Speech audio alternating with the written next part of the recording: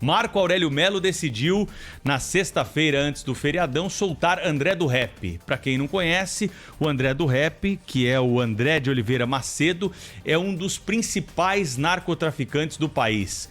Chefe de organização criminosa. Nasceu no Guarujá, aqui no litoral de São Paulo, e ali aprendeu um pouco do funcionamento do Porto de Santos, local por onde, alguns anos depois, ele enviava remessas de cocaína para a Europa e para o mundo todo. É um dos bandidos da maior periculosidade que está às ruas graças a uma decisão do ministro Marco Aurélio Melo, que colocou como base, para a sua decisão, uma norma que foi aprovada pelo Congresso Nacional, que muda exatamente a figura da prisão preventiva, que até então era uma prisão que não tinha prazo determinado. Você mantém o sujeito preso de forma preventiva, justamente para aguardar o julgamento. Por que ele fica preso e não fica solto, como é a regra no processo penal brasileiro? Ele fica solto, ele fica preso porque ele apresenta periculosidade, porque ele apresenta a possibilidade de coagir testemunhas, de destruir provas, Esses são os argumentos para você decretar a prisão preventiva. A mudança do pacote anticrime, que foi levado ao Congresso Nacional pelo ex-juiz e ex-ministro Sérgio Moro, foi modificado lá no Congresso Nacional. Esse ponto, inclusive, da prisão, nós precisamos ser justos, foi modificado pelos deputados e senadores. Ele acabou sendo aprovado, sancionado, está em vigor e está beneficiando bandidos como esse, O assunto, claro, ganhou uma repercussão muito maior à medida em que, depois de ser solto, saiu num carrão de luxo lá da penitenciária de Presidente Venceslau, no interior de São Paulo, pago por advogados muito caros, Ele, André do Rap, fugiu, Deu no pé. O ministro Luiz Fux, provocado pela Procuradoria-Geral da República, decretou a prisão horas depois, no próprio sábado, Mas aí já era tarde demais, a polícia agora monta uma grande força-tarefa, tá gastando bastante dinheiro para chegar atrás do André do Rap novamente. O ministro Luiz Fux já avisou que nesta semana, provavelmente amanhã, vai colocar o assunto em pauta no Pleno do Supremo Tribunal Federal. Não há outro assunto no país mais importante do que esse, porque o sujeito saiu pela porta da frente da penitenciária, não beneficiado por qualquer decisão, beneficiado por uma decisão de um ministro da Suprema Corte. E já tendo sido condenado a 26 anos de prisão em segunda instância, Pedro. Não era só uma prisão provisória, não é só essa questão. Que acho que é importante a gente colocar isso em pauta para mostrar o quanto o nosso sistema jurídico, as leis, enfim, a execução do que é colocado no papel também são esquizofrênicos, não é? Como é possível uma pessoa condenada a 26 anos, em segunda instância, que estava preso, foi foragido, sair pela porta da frente do presídio? Aliás, imagem exclusiva da Band, que foi veiculada aqui no sábado em todos os telejornais, mostrando o cidadão ali todo pimpão, bonitão, feliz da vida, saindo de lá para local incerto, e a partir de agora vai ser bem difícil encontrá-lo. Saindo de lá não só pela porta da frente, mas sem uma tornozeleira eletrônica, sem a possibilidade de ser seguido pela polícia e de ser preso caso demonstrasse que queria fugir. Agora, como é que a polícia pode prender só porque ele entrou num avião? Qual era o destino do avião? Se fosse um avião de carreira, você sabe para onde ele vai. Agora, e um avião particular? Como é que você determina qual é o local do pouso? Você só sabe de onde ele está decolando. Então, a polícia vê de mãos atadas. Quem estava preso nesse caso? O policial, o agente de segurança, o agente da lei. Esse é que estava com as mãos atadas. Esse é que não podia fazer nada. Por quê? Porque uma decisão do nosso defensor da Constituição, o Supremo não é para defender a Constituição? E a Constituição, por acaso, é esse papel louco, bipolar, esquizofrênico, como disse a Thaís? É esse que depende de quem lê e enxerga alguma coisa?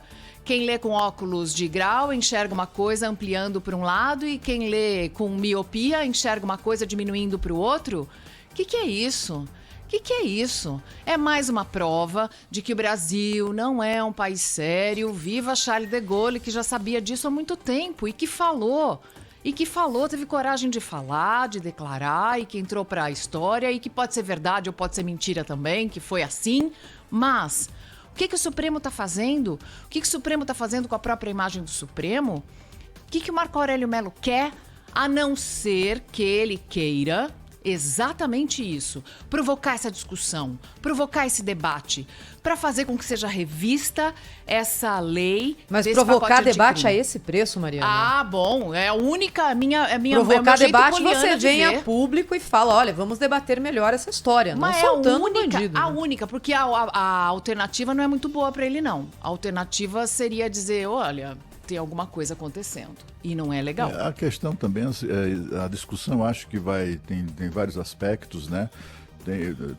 Tem a questão da prisão em segunda instância, isso tem que vão voltar a discutir, e aquele dilema com o qual o juiz, o magistrado se depara no dia a dia, né?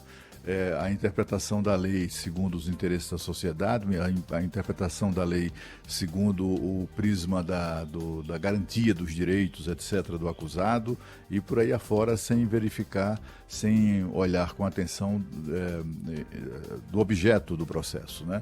Esse camarada é um bandido perigosíssimo, ele não pode estar solto, né? Isso tem que ter sido observado, né? O ministro tem que estar atento a esse tipo de coisa. Agora, há diversas alegações que precisam ser verificadas, né? Não há ainda muita explicação, muita informação sobre a alegação do ministro de que a nova lei anticrime obriga o Ministério Público a defender e a reiterar o pedido de prisão preventiva a cada 90 dias. E o Ministério Público não teria feito isso. Os sindicalistas que representam os procuradores dizem que não, que isso foi feito. Foi mesmo? É preciso verificar isso, né? De qualquer maneira, se a lei prevê isso, se a lei está errada, se a lei está mal feita, se a lei favorece o bandido, então como é que faz? A lei vai ser alterada pelo Congresso Nacional, que acaba de promulgá-la? É tudo muito difícil, né? O ministro tem que dar uma fechadinha de olhos na hora que for julgar um caso que beneficia um bandido tão perigoso quanto esse? Será que isso não seria esse o maior interesse da sociedade, né? Que simplesmente ele não observasse tecnicalidades na hora de decidir sobre isso? Enfim, é tudo muito estranho. A única coisa que não se pode fazer é colocar em dúvida a dignidade e a honradez do ministro. O ministro pode ter sido ingênuo, o ministro pode ter errado. Sei não, tem coelho nesse mato aí, viu, Cláudio Humberto? Mas isso, né, Pedro, se a gente tiver prova para tratar disso, aí vamos cair matando. Agora, temos suspeitas, né? Todas as ligação de advogado que trabalhou com ele, 9 habeas corpus que foram impetrados no Supremo Tribunal Federal, alguns deles caíram com outros ministros, desistência da defesa. Isso são indícios que precisam ser apurados, precisam ser esclarecidos. Por que a defesa desistia de habeas corpus quando não caía com o ministro Marco Aurélio Mello, né? É uma questão que precisa ser colocada. Isso ainda está no campo da fofoca, né? Não, então, isso é um fato. Isso é um fato. Não, assim, foram 9 habeas corpus que foram impetrados, e quando o habeas corpus não caía com o ministro Marco Aurélio Mello, a defesa desistia. Tem o pedido da defesa desistindo, né, do habeas corpus. Por que a defesa desistia quando caía com outro ministro do Supremo? É uma questão a ser respondida, né? Pois é, cada ministro tem uma escola, né? Defende um pensamento. Certamente eles imaginavam que caindo com o ministro tem um histórico de observar a garantia dos presos, etc. e tal, dos direitos de defesa, aquelas coisas todas. Eles desistiram. Isso não significa que o ministro seja uma pessoa desonesta, né? A gente precisa ser muito cauteloso com relação a isso, porque, enfim, eu conheço esse ministro há décadas, né? Conheço assim, né? Observando, enfim, fonte, entrevistas, etc. E as informações sobre a honradez pessoal desse ministro são absolutamente seguras, né? Então é preciso ter muito cuidado numa hora como essa. Evidentemente estamos todos muito indignados, todos inconformados com a decisão que soltou o ministro. Acho que a polícia marcou bobeira. Esse camarada tinha que ficar mesmo sob observação, né? Em terra, no ar ou no mar. E eu acho que foi uma bobeira da polícia, que simplesmente perdeu, estava monitorando e perdeu o cara, né? Simples assim, né? Um avião para decolar a polícia só tinha que autorizado. A polícia tinha que seguir alguém que foi solto, ganhou um habeas corpus por um ministro do Supremo Tribunal Federal. E as garantias individuais nesse momento? Sim, mas tem inteligência, né, Pedro? A gente sabe como é que funciona isso. Quando eles querem, eles fazem. Bom, né? aí não vale a garantia pessoal do Quando homem que eles está livre, querem, né? Não estou dizendo, Pedro, eu não estou defendendo nada, não. Não, eu só estou dizendo que a polícia questão aqui é a seguinte, Cláudio, quem soltou esse bandido, quem tem que ser responsabilizado por isso é o ministro Marco Aurélio Mello, né? Ele tem que ser responsabilizado por essa situação. Todo mundo sabia. Agora, a gente ficar jogando para a polícia e para o Ministério Público, que prenderam o André do Rap, foi a polícia e o Ministério Público num trabalho de investigação seríssimo. Eu conheço o delegado Fábio Caipira, eu conheço o promotor Lincoln Gaquia, são dois homens sérios que estão aqui trabalhando para combater o crime organizado. Nisso não, Pedro, não estou divergindo de nada não, pelo amor de Deus, né?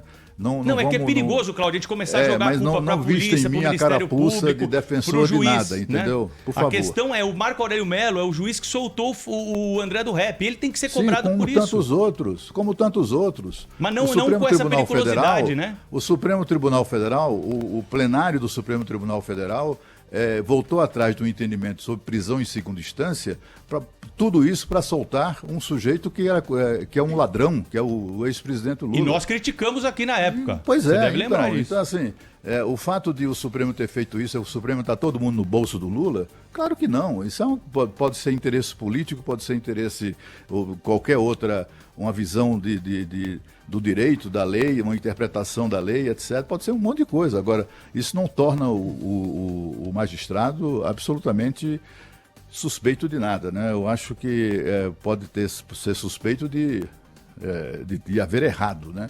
Mas daí a supor que ele foi comprado, que não sei o quê, eu acho que isso não é muito responsável, né? E olha, eu acho que tem dois argumentos, Cláudio, que reforçam... Que a polícia deu bobeira, eu não tenho dúvida nenhuma. Avião só pode ser autorizado a decolar se apresentar plano de voo, se for um voo regular, né?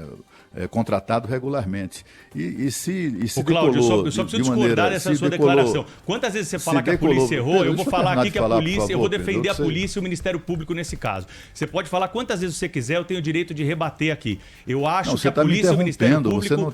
Você não está apenas rebatendo, você não está me deixando falar. Não, eu estou deixando, vou deixar você falar quanto você quiser, mas se você falar que a polícia errou, eu, em sequência, vou trazer aqui o meu comentário quantas vezes for preciso de que o Ministério Público e a polícia não erraram nesse caso. É uma informação... Eu acho que a polícia tinha que ter monitorado e a polícia simplesmente perdeu esse cara, sabendo que a Procuradoria-Geral da República havia recorrido à decisão minutos depois e que, portanto, havia uma chance de aquela decisão ser revertida. É uma questão de, sabe, quando aquele juiz, aquele desembargador, malandramente lá no Rio Grande do Sul tentou soltar o Lula de uma canetada, a autoridade policial agiu de maneira responsável até que aquilo fosse revertido, né? Então é preciso observar isso, é preciso que as pessoas assumam as suas responsabilidades, né? O ministro errou e estava em curso já estava em tramitação e todo mundo sabia que estava nas mãos do ministro Fux a decisão de reverter ou não aquela decisão. Então, perdeu o bandido, eu acho que foi um erro. Tinha que ter monitorado. Você diz malandramente o juiz do sul do país e o Marco Aurélio, que está no Supremo, é ingenuamente. Então, o malandramente ou ingenuamente vai ficar a cargo de quem está ouvindo a notícia, de quem está tomando essas dores ou sentindo isso na sua pele. O juiz do sul foi militante do Partido dos Trabalhadores. Foi uma jogada política, entendeu? A questão foi outra, né? E a malandragem foi essa. A malandragem é que a decisão foi tomada num fim de semana, no feriadão, se aproveitando do fato de que o cara estava de plantão, uma série de aproveitamentos Também estamos vindo de um feriadão, hein? Foi isso. Também estamos vindo de um feriadão. Não, o cara estava preso na penitenciária 2 de presidente Venceslau. Veio uma ordem, um cara solta esse cara. E agora a polícia e o Ministério Público são culpados porque deixaram o cara fugir. Olha, eu acho que nesse caso, não é. Olha, nesse caso é que nem desastre aéreo, não. Pedro, é desastre aéreo. Quando acontece uma coisa como essa, não é um fator só, não é. É uma conjunção de fatores quase que inacreditáveis quando a gente coloca aqui numa linha do tempo, que levam a uma coisa esdrúxula como um criminoso perigoso e condenado a 26 anos de prisão em segunda instância sair sorridente pela porta da frente do presídio E olha, a gente está passando vergonha agora na Interpol, porque o Brasil pedindo para a Interpol procurá-lo como fugitivo internacional, e a Interpol pergunta o seguinte, mas como que ele fugiu? Não, ele não fugiu, ele foi liberado, e a gente está pedindo agora para vocês prenderem esse cidadão. Começa tudo, o Cláudio Humberto colocou direitinho, eu concordo com o Cláudio em relação ao Marco Aurélio, porque Marco Aurélio sempre foi aquele ministro do Supremo do contra, aquele que gostava de ser o 10-1, ele era o 1. Numa outra decisão, num caso semelhante, também ligado a um traficante, em que a decisão foi tomada pela primeira turma e não por decisão singular, ele foi voto vencido, já sinalizando que ele entendia que se não houvesse o tal do pedido nos 3 meses, o cidadão teria que ser solto independente do caso. Isso não estava difícil de ler para um advogado muito bem instruído, como todo advogado que atua para o PCC. Eles têm dinheiro, tem gente trabalhando, não falta recurso. Na linha do tempo do desastre aéreo. Primeiro, a indefinição e depois a definição sobre segunda instância. Muito difícil hoje, quem tem dinheiro, ser preso se não houver ali recurso. Dentro da nossa forma esquizofrênica de colocar o processo judiciário. É o que aconteceu com o ex-presidente Lula, que está solto, ele diz que é inocente, foi considerado inocente, não é verdade. Ele foi posto em liberdade porque ainda não houve o julgamento no Supremo em terceira instância. Começa daí, depois uma mudança na lei, mal explicada, mal colocada, não discutida, é pouco clara, porque o Ministério Público diz que não cabe a ele recorrer, porque na primeira instância, se já terminou o processo, foi para a segunda, não cabe a ele, o juiz também vai para a segunda instância, ninguém faz nada, mudou a lei agora, ainda não há jurisprudência a respeito disso. Então esse é o segundo fator. Terceiro, cai o processo com o Marco Aurélio, que tem a vontade ali de fazer coisa diferente. Pronto, foi pra rua o cidadão. Em relação à atuação da polícia, aí eu tenho dúvidas. De fato, porque se ele estava solto, ele poderia ir para qualquer lugar, a rigor. Ele conseguiu um habeas corpus. Aí a polícia estaria contrariando a Constituição, não o Marco Aurélio. Quem contraria a Constituição pois é quem segue cidadão que está em liberdade. A Constituição. Mas ele não poderia sair do país, né, Era só não ter sair do autorizado país a não saída poderia. dele. Mas ele Sair do país não estava sendo poderia. seguido. O governador Dória disse que ele estava sendo monitorado. Até onde ele estava deu, né, sendo Mariana? seguido. Até onde a deu. inteligência deu, né? E deu até ele entrar num avião, né? Mas depois que entra no avião... A polícia jamais deixou de observar os limites da sua atuação na Constituição, evidentemente. Tá bom. Vamos colocar o ouvinte da Rádio Bandeirantes Isso, aqui. põe o ouvinte aí que eu quero ver o que o ouvinte acha sobre esse assunto. Nossa, Ministro Pedro, do Supremo que soltou o bandido, Pedro, ou se é a polícia que devia... Ô, Mariana, eu tô inconformado. não, Você gente, jogou alguma Só coisa que para eu o falo, cafezinho do não, Pedro? ele tá querendo que os ouvintes o povo reproduzam fala o que o ele tá seguinte, falando. eu posso dizer pra você, Thaís, a polícia prende, a justiça solta. Não, quem prende é a justiça. Não é a polícia. Quem prende é a justiça. Quem determina a prisão do bandido é a justiça. E quem solta é a justiça também. É claro que a justiça erra muito, sem dúvida nenhuma, mas a justiça que solta é a justiça que prende também.